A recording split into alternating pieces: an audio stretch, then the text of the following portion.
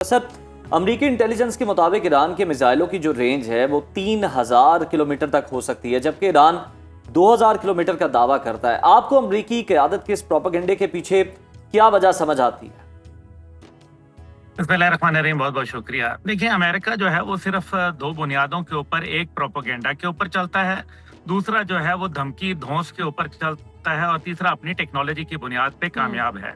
और दुनिया इसी वजह से उससे डरती है। लेकिन अगर टेक्नोलॉजी का तोड़ निकल आए और उनकी स्टेल्थ टेक्नोलॉजी जो है वो कॉम्प्रोमाइज हो जाए चाइनीज रेडार सिस्टम्स के जरिए, तो फिर नेचुरली जो है वो इनके लिए बहुत मुश्किलात होती हैं। और यही वजह है कि ये जो फॉरेन पॉलिसी मैगजीन जैसे हैं, ये जानबूझ के ऐसी रिपोर्टें शाया करते हैं ताकि इससे ये एक माहौल बना सकें। पहले इन्होंने ये माहौल बनाया कि जी जंग होगी और हम तो चुटकियों के अंदर मसल के रख देंगे जो है ईरान को, लेकिन ऐसा नहीं है। जब रियलिटीज के ऊपर जाते हैं तो ग्राउंड रियलिटीज इससे यकसर मुख्तलिफ होती हैं। इसी वजह से जॉइंट चीफ का ये बयान देना वहां के अमेरिका के कि जनाब हमें इस जंग का जो है वो खसारा होगा, फायदा नहीं होगा, और ये बे बोलना फॉरेन पॉलिसी मैगजीन का कि जनाब इससे जो है मामलात खतरनाक हो जाएंगे और ये जंग तवील हो जाएगी। शुरू तो अमेरिका कर लेगा लेकिन अख्ताम नहीं कर सकेगा। अब जो ईरान है वो अपनी जगह पे खड़ा हो गया है। इनका ख्याल था कि हम उसको डरा धमका लेंगे, लेकिन वो डरा धमका नहीं।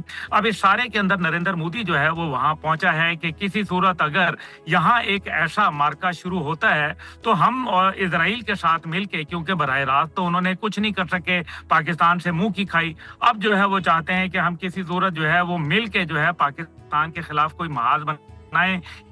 जी जी। इसी वजह से आज जो उनकी बयानात सामने आए हैं वो मेरे ख्याल में एक आई ओपनर है कि अमेरिका, अफगानिस्तान, इंडिया और इजराइल ये तीनों इकट्ठे हो चुके हैं आलम इस्लाम के खिलाफ।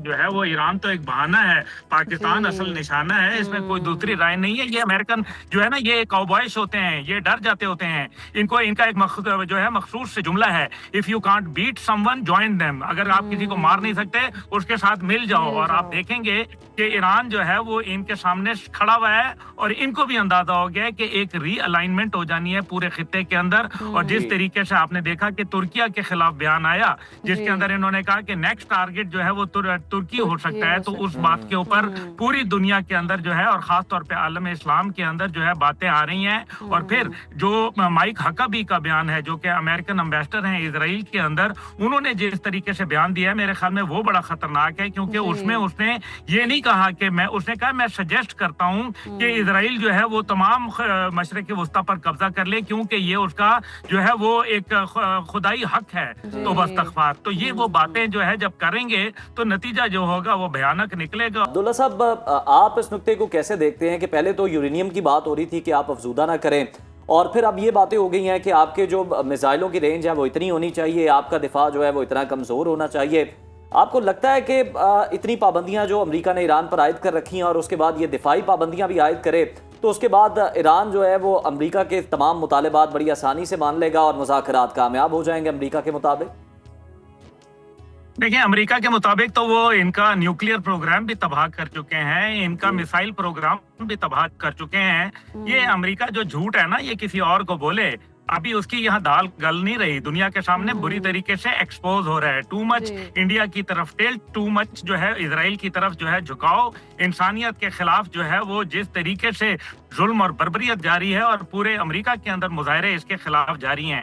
इसका मतलब यह है कि अमेरिका जो है दूसरे लफ्जों में तरले कर रहा है ईरान के कि खुदा के लिए हमें फेस शेविंग दे दो, हमें कुछ कम से कम दुनिया को दिखाने के लिए कोई ऐसी डील दे दो जिसको हम जो है वो दिखा सकें और यहूदियों को खुश कर सकें, जायनिस्ट लॉबी को खुश कर दें कि जनाब देखो हमने बड़ा कोई मार्का मार दिया, इनके पास कुछ नहीं है दिखाने के लिए, they have got nothing to show to the world. इसका मतलब सिर्फ ये है कि इस टाइम पे वो अपनी कटी हुई नाक को जो है बचाना चाहते हैं, जो कि बड़ी बुरी तरीके से, क्योंकि अगर इनका जो है वो ये सारा फेलियर हो गया तो मशरिक वस्ता के अंदर याद रखिएगा कि ऐसे कई मुल्क हैं जो फिर न्यूक्लियर बनाएंगे। और अब न्यूक्लियर बनाना जो है नागुज़ीर हो गया है कई ताकतों के लिए, क्योंकि उनको मालूम है कि अब उनकी बका और सलामती और उनकी सॉवरेनिटी के ऊपर बात आके खड़ी हो गई है। इसलिए अमेरिका जो है इस टाइम पे जो अफसोदगी की बात है है उन्होंने ढटाई से कहा है कि जी हमने 45 साल से ज्यादा दुनिया की सख्त तरीन सैंक्शंस का मुकाबला कर लिया है, अब तो आप हमें ये बात कर रहे हैं कि 100 प्याज भी खाओ और 100 जूते भी खाओ।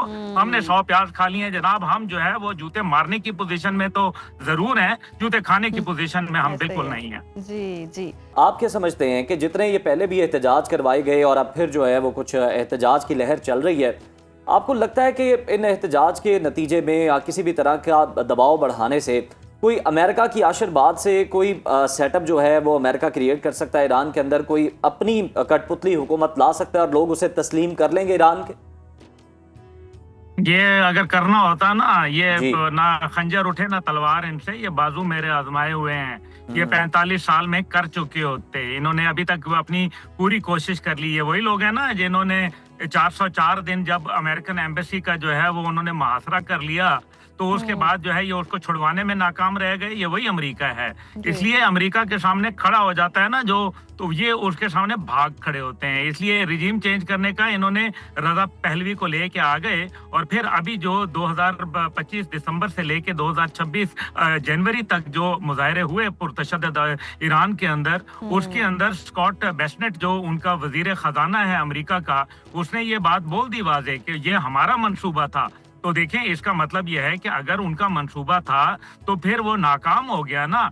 अब वो जो है रिजीम चेंज करने की कोशिश तो करते रहेंगे, लेकिन जिस तरह से शादिया साहिबा ने बात कही कि वो पहले भी तो देखे ना आप, जंग हुई 12 रोजा, उसके अंदर उनकी मिलिट्री क़यादत, उनकी पॉलिटिकल क़यादत सब जो है वो शहीद कर दिए गए, साइंसदान शहीद कर दिए गए, इंटेलिजेंस चीफ कासिम जो वो सुलेमानी के बाद जो बने थे, इस्माइल कानी बने थे, नहीं कासिम सुलेमानी उससे पहले थे, उन्होंने शहीद कर दिया। तो क्या फिर ईरान ने बाव डाउन कर दिया? नहीं, कोई ऐसी बात नहीं है भाई। शहादत मतलब मकसूद मोमिन, न माले गनीमत न किश्वर कुशाई। मसला ये है कि ये सारी चीजें जो है होती रहती हैं, और मैं लारेजानी साहब से जाती तौर पे मिला हुआ हूँ, अभी मेरी कुछ अर्सा पहले मुलाकात हुई।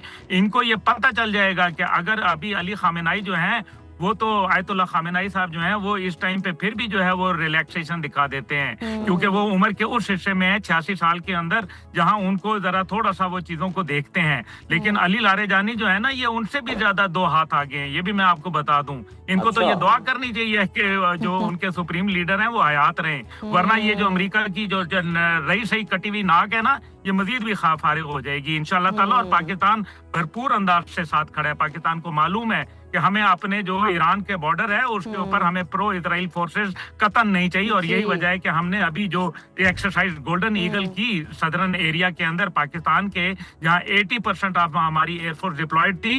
We know our challenges and we know how the things are unfolding and we will not allow any sort of aggression against Iran, और उसको हमने अकेला नहीं छोड़ना। एक दफा फिर तशक्कुर पाकिस्तान के नारे बुलंद होने हैं।